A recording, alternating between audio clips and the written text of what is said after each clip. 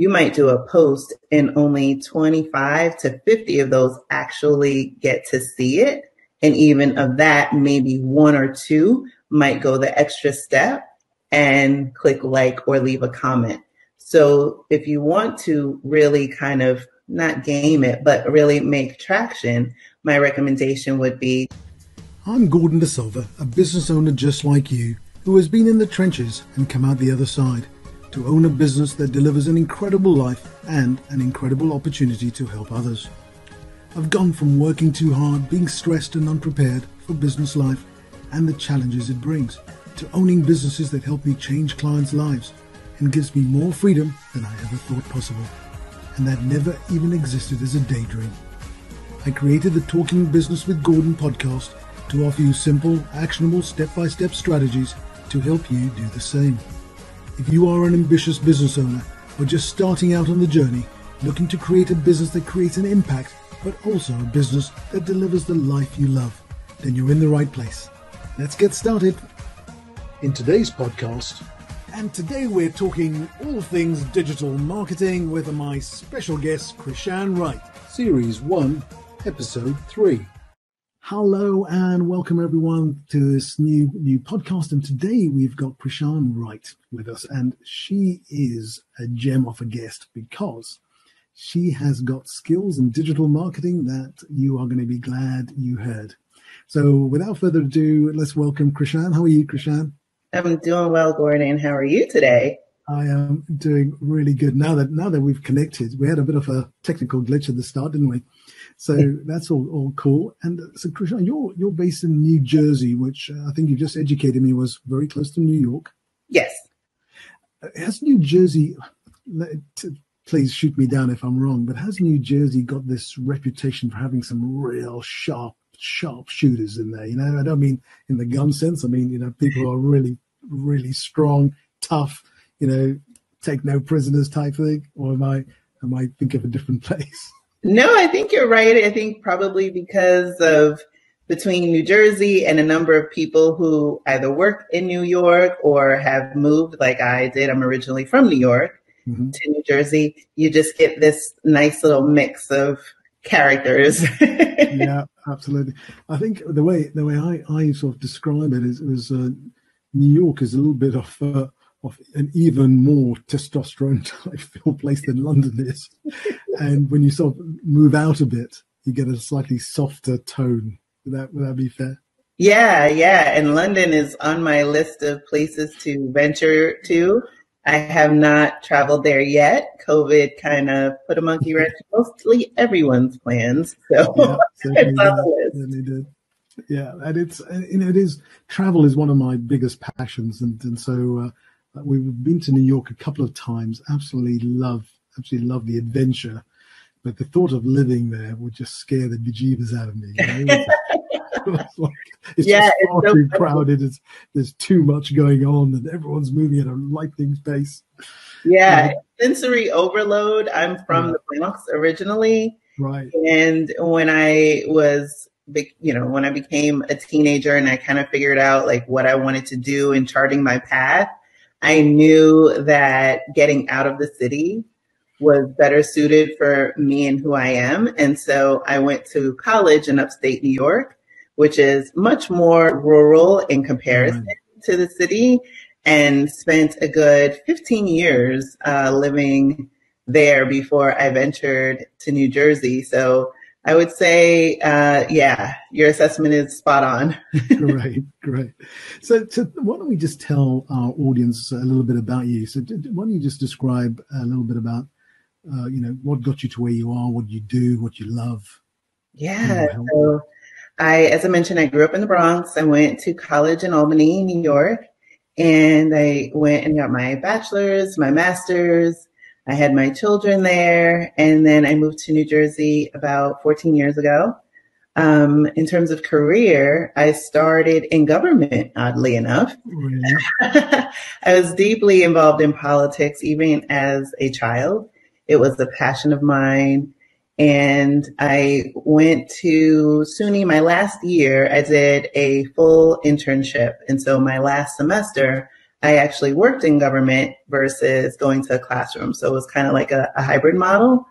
And I was the only one out of my class that was selected to join the speaker's staff. So I worked for the Speaker of the New York State Assembly, became a legislative analyst. So I became the lead for children and families and public policy. And I did that in different capacities for about 10 years. Wow. Went into television for about 2.5, 3 years for a CNN affiliate in Albany. What an interesting development there. Yeah, I was a lobbyist and for a health insurer, one of the largest health insurers in the country. And then I did a pivot. So I am, I don't even know. I love reinvention, I guess is really the best way to put it. So we had the economic downturn in 2008. I pivoted into marketing because it was more in line with who I am. I'm a hybrid of deep analytics and creative. And I just saw digital marketing as being the next big thing. And I wanted to increase my skill set. So I went back to school and got a mini MBA in digital marketing. And so that's one of my certificates in digital marketing. And ultimately I started my own business, and then Pfizer came knocking and I went to work as a digital marketing coordinator. So I got to work on all of these fantastic brands that people know and love, like Chapstick and Emergency. And then within a year, I was chosen to lead Advil in a big portfolio, Advil PM, and Thermacare. So almost $1 billion in revenue. And just a lot of moving parts with those brands being as big as they are. I also had responsibility for Nexium for quite a long time. So yeah, just thinking of everything from websites to paid search and SEO. And I did a lot of, emerging technologies like voice. And so, just a lot of things that I think, business owners would benefit to hear from and learn from. I am absolutely sure. There's a couple of things I already know about you then, because I know you don't mind change. You seem to sort of welcome change. I know you love learning. That's something that's really close to my heart as well. And I know that you take stuff seriously because you don't just dabble, you go all in, right? Yeah.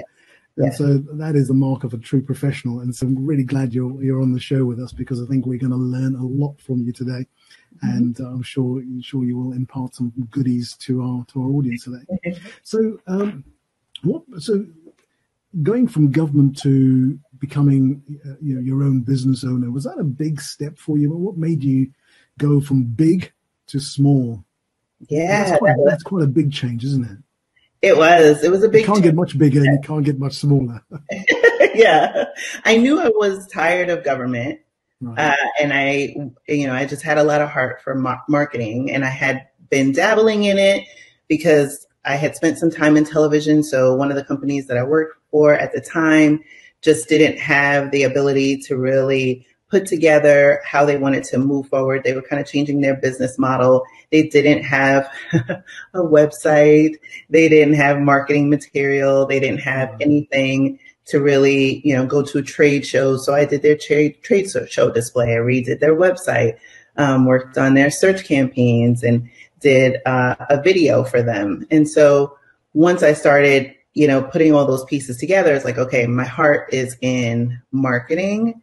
And then after a few years, I was downsized, and I said, okay, you know what? I know my skills. And so I became a business owner. That was such a challenge, to be honest, because I think, at least for me, I was thinking like, hey, you know what? I'm Krishan. I can do this. And I could. And I did have some success. But what I didn't have at the time was the resources to scale. And I also needed to learn how to be an entrepreneur. So yes, most entrepreneurs, when they start out, they're bootstrapping it, they're putting all the pieces of the puzzle, one woman, one man band, and that's great. But just figuring out, how to do the business development piece of it and what to go after, what not to go after. And so I spent a lot of time now looking back at it, chasing my tail versus today as an entrepreneur, having all of this learning along the way. I'm a much better marketer today than I was 7 years ago. I have so much more experience. I've done it for large multinational companies and brands. And so I've seen the success that I've achieved in my own business in such a short amount of time, which is vastly different than when I did, 7 years ago. So I think just knowing and being in that position to definitely learn, definitely educate yourself, as you mentioned, and talking to people and getting information from experts, because that is going to help you leapfrog over the competition for sure. Now that is music to my ears, because at my age, so digital marketing jumped over me, right? Because I cut my teeth on direct response advertising. I was really good at it. We were trouncing the competition like they weren't even there. And then I sort of lost track, because I stopped marketing for a while because business was going so well, and I was just happy where I was, and other things happened in my life and stuff. But then I came back to it, thinking, look, I could retire or I could get back in. If I'm going to get back in, I've got to learn how to market. All of a sudden, digital marketing looked at me and went, you think you can get this stuff around? So it's definitely going to learn a lot today. So thank you very much for that. So tell us a little bit about how do people even start? Somebody like me, or maybe not quite like me, because some of my audience are going to be so familiar with the digital platforms, social media platforms and stuff. Where is a good place to start in getting to improve our knowledge, besides obviously talking to somebody like you? What other ways are there of just getting skilled up, at least knowledged up? Like you did a lot of training and stuff. Where would we start? What would we look for? Because we don't want to go down the wrong track, because people go to YouTube and look up stuff, and half of it is good and half of it is bad and half of it is completely irrelevant. So where would you recommend people like us start in business? Yeah, that's a great question. I would recommend, there's so many schools now that are offering digital marketing, and you don't have to go for a full-on degree. Most of them are offering a certificate program, like Rutgers is where I went. And obviously because of the pandemic, but even before then, most of them are offering it online or in person. And what I learned most loved most during my time getting my mini MBA in digital marketing at Rutgers was that they had people, our instructors were people who were in, the Forbes list of top 10 digital marketing influencers. So they wrote books that other digital marketers follow. So I had amazing instructors, all of whom I keep in touch with today, and they took me through social media, emerging technologies, everything. So I would recommend looking at certification programs. Some of them you can do in a week, a month. It all depends. And if you wanted to have a bigger company and you want to kind of level up the knowledge across your entire enterprise, they have programs like Circus Street, which I've also achieved a certification there. Google also offers certification on their products. So I would say that would be your best bet to get started. Brilliant. So let's assume they may want to go down one of those routes, or they may not feel they have time to go down those routes. Mm-hmm. While they're either planning on doing that or getting started, are there some things they can begin to do to I think you call it leveling up? Is there something that they could do to level up their marketing? What are some? Let me ask you this. Sure. You actually said you learned how to think better as a marketer because you went into business. Tell us a little bit about that. I think that is going to be that is an avenue. I think we're going to get some gold. All of it is gold. So what made me a better marketer, because I look at it twofold. Mm-hmm. When I went into corporate, and especially with the products that I was working on in the States, they're highly regulated. So things that I would want to do as a marketer, in a lot of ways I couldn't do because of regulatory restrictions, and everything has to go through and I don't want to bore your audience, but everything has to go through legal, medical, and regulatory review before you ever see it, whether it's packaging, whether it's a social media post. There's so many eyes on those pieces. And you have to be able to think quick on your feet and say, okay, this is what I want to convey. I can't say it this way. So you have to think on your feet. The other part I think that definitely helped me level up was that I had feet on the street experience as an entrepreneur, and also helping small businesses kind of put together the pieces of the puzzle. And so I would think out of the box. And that was one of the things that I think that made me most attractive as a marketer to the companies that I've worked with. So for example, when I worked on chapstick, they were trying to move out of the original sticks and into beauty. And during my journey, I had met someone who was working for a beauty magazine, and they were also doing a white party in the Hamptons. So I was like, oh, you know what? This is how we could position it to a new audience. We didn't have budget. They didn't have budget for the agency. I mean, these are things like people say, what? Multi-million-dollar company didn't have budget? But yeah, these are the things, like things are already accounted for. And so when you come up with a new idea, it's like, okay, so how are we going to pay for it? You have to go through legal. You have to get contract signed. You have to sell it into the organization. And I was able to do all that myself, the display, because I knew how to do it. It wasn't foreign to me. So one of the things that I think that can help small businesses is you can just start small and start practical. And it's anything from, for example, a Facebook ad to allow your audience to know about you. And then also I would say in terms of like little things that they can do, but could yield big results, your email list, putting time and effort into building and growing your email list. Because yes, social media, digital marketing is phenomenal. It's powerful and I love it. But there's so much power in being able to speak directly to your audience, and you don't have to worry about an algorithm. You don't have to worry about any other external factors. And that will give you confidence and competence, because once you get a couple of those wins and you see those numbers go up, you see your open rate go up or whatever it is, you'll want to take that next step. So those are just some things that they can do. So we'll dig into one or two of those pieces, because there is just so much good stuff there. So let's talk just the two things I really want to take from that is the email thing.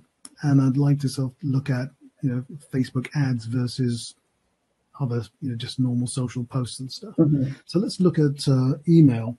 A lot of businesses don't keep an email, or they don't consider keeping an email list. They probably have an email list buried within their email platform. Mm-hmm. What are some of the ways they can transition from not nurturing an email list to nurturing an email list, building an email list that listens to them? Absolutely.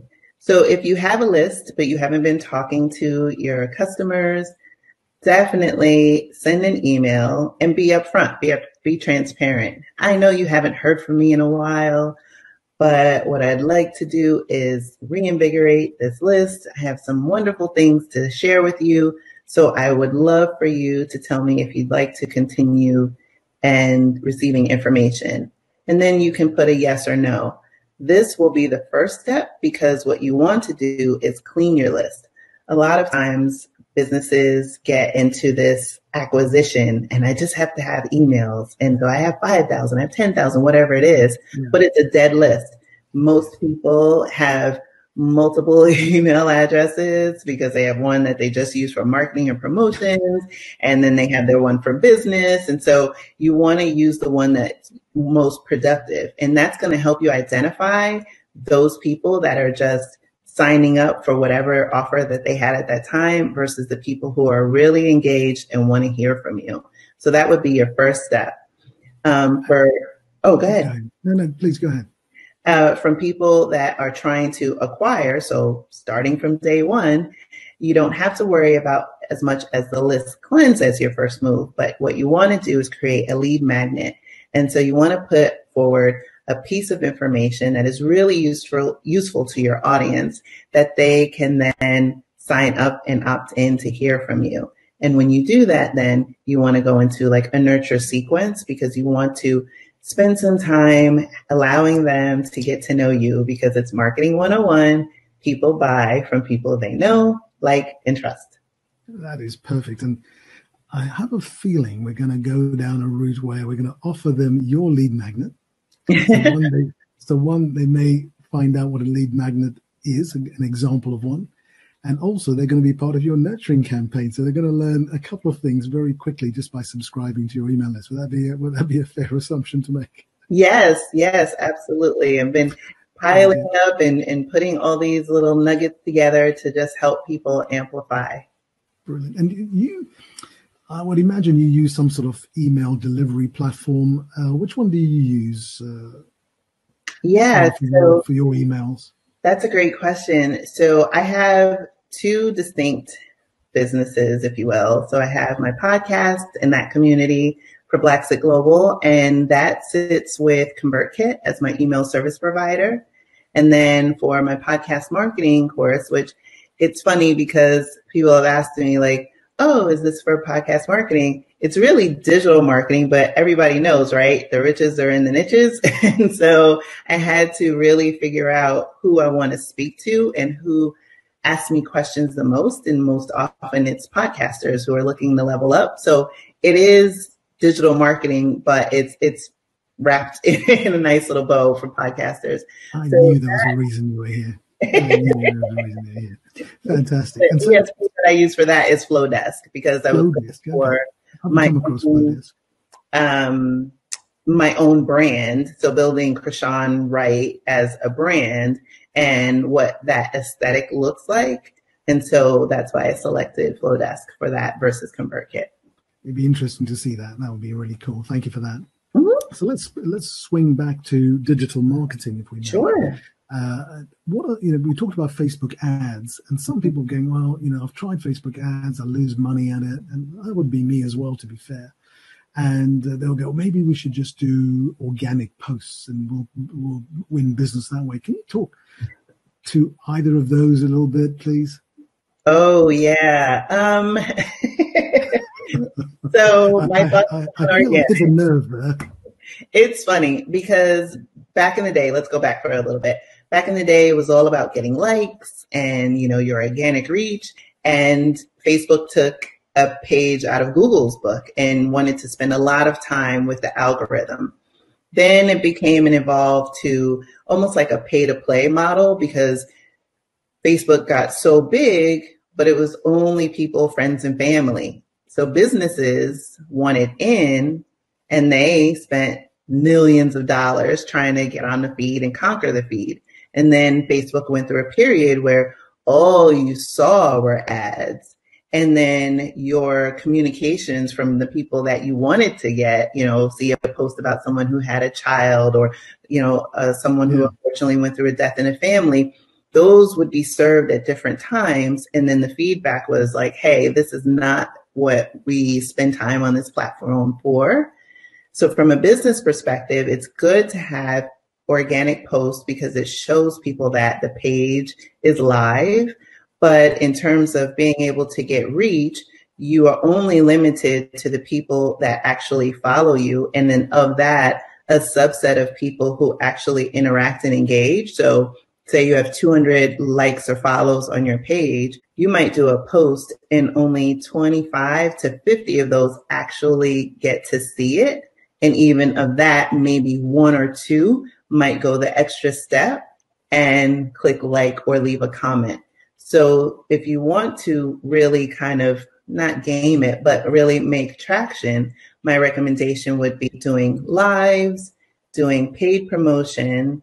And if you have the bandwidth or have people who can help you, you can do a Facebook group. And this way you are building a community and cultivating a community and nurturing a community with people who are in your target audience.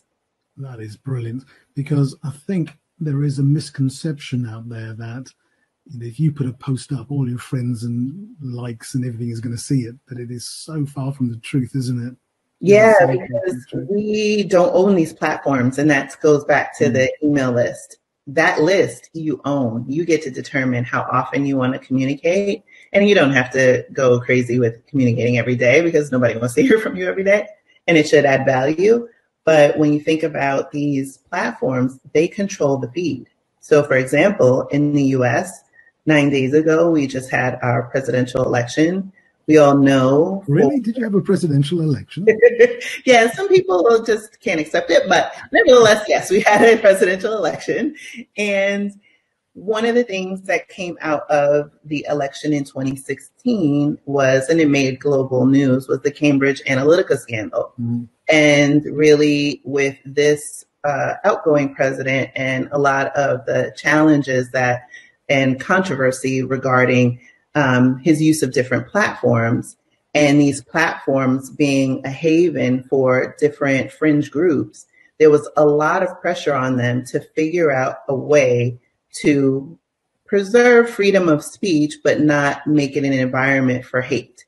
And so there was a lot of attention as we led up to the election from that perspective, as well as from foreign influence.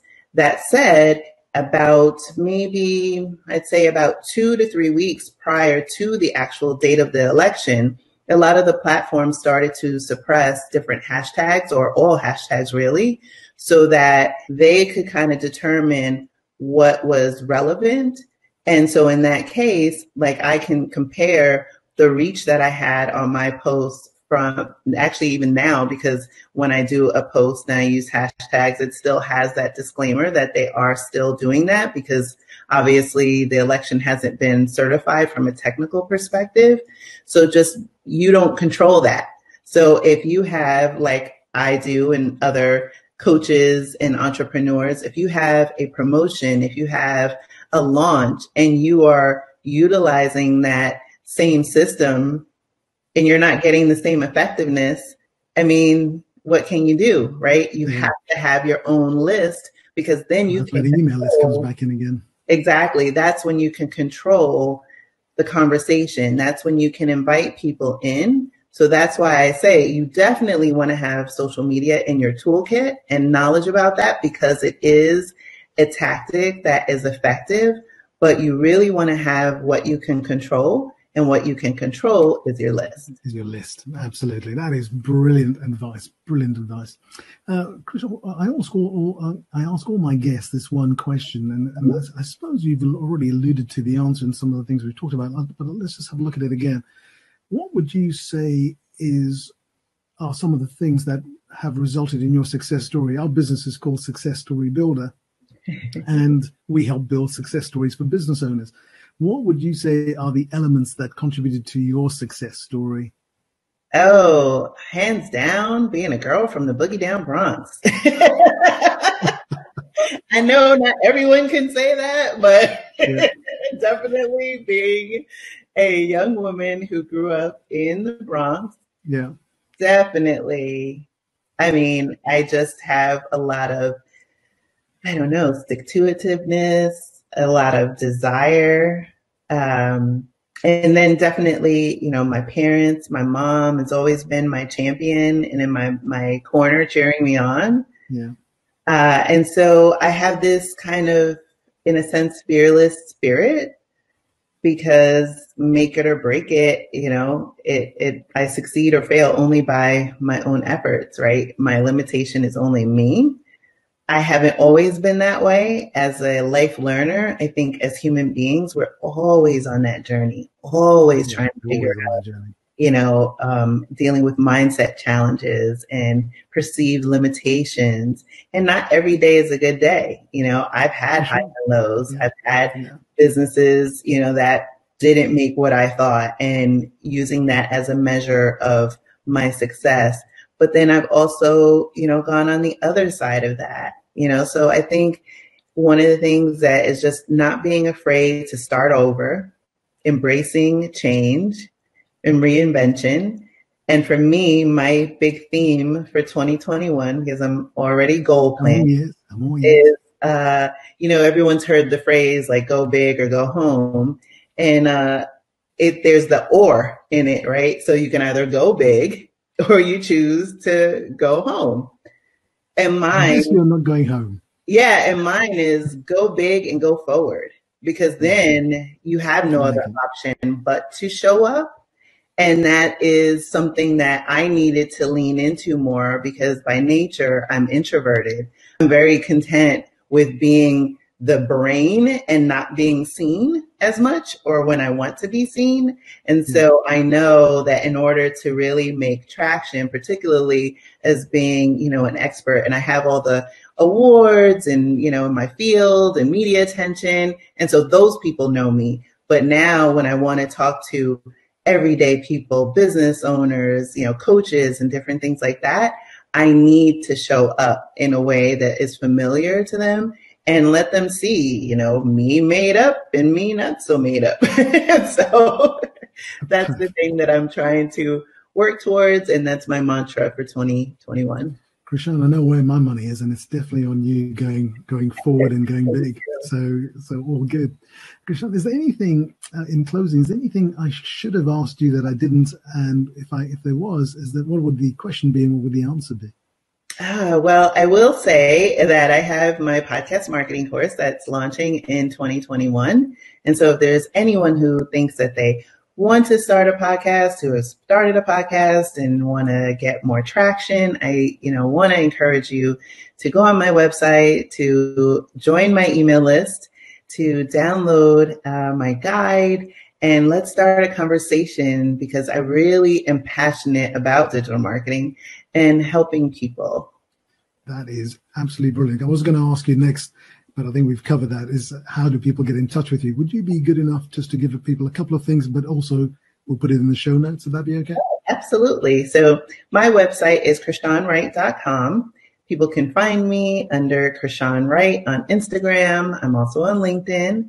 And then for my podcast, Blacksit Global, is at Blacksit Global. And then the website for Blacksit Global is blacksitglobal.com.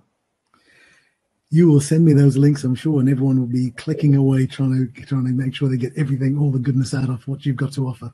Krishan, you have been a pleasure to talk to. I thank you very, very much for being a guest, and I look forward to speaking to you soon and staying connected. Yes, my pleasure. Thank you so much for having me. Pleasure. Krishan, thanks to you. Thank you. All the best. Thanks. You have been listening to the Talking Business with Gordon podcast with Gordon De Silva. Next week, we're talking to Rebecca Walensky. She's going to be talking about reducing stress for busy business owners. Now, stress can be the elephant in the room. Sometimes we don't even spot the signs of stress. We'll be talking about that. We'll be talking about how to reduce it, and we'll be talking about the effects of it so that you become aware of the benefits of reducing stress for yourself and for your family. So join us then, and let's talk all things stress. Thank you for listening to the Talking Business with Gordon podcast.